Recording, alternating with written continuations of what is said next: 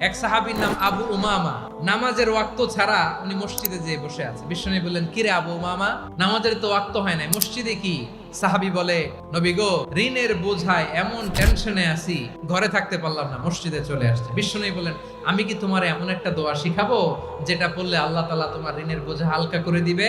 আবু উমামা বললেন, ইয়া রাসূলুল্লাহ, অবশ্যই শিখাবেন। বিশ্বনবী বললেন, তাহলে তুমি পড়বা, আল্লাহুম্মা ইন্নী আউযু বিকা মিনাল হাম্মি ওয়াল হাযান ওয়া আউযু বিকা মিনাল জুবনি ওয়াল বুখল ওয়া আউযু বিকা মিন গালাবাতিদ দাইনি ওয়া কাহরির রিজাল। ও আল্লাহ, তোমার কাছ থেকে দুশ্চিন্তা থেকে পানাহ চাই, কৃপণতা, ভীরুতা, অলসতা, কার্পণ্যতা, এই সব কিছু থেকে, মানুষের কঠোরতা, আমার উপর মানুষের আধিপত্য এবং ঋণের বোঝা থেকে পানাহ চাই। এই দোয়াটা যখন বিশ্বনবী শিখাই দিলেন, আবু উমামা বারবার এই দোয়া পড়েন। আবু উমামা বলে, এই দোয়া আমি পড়তে লাগলাম আর পড়তে লাগলাম, কিছুদিন পরে দেখা গেল বিশ্বনবীর শেখানো এই দোয়ার বদৌলতে আল্লাহ তাআলা আমার সব ঋণ পরিশোধের ব্যবস্থা করে দিয়েছেন।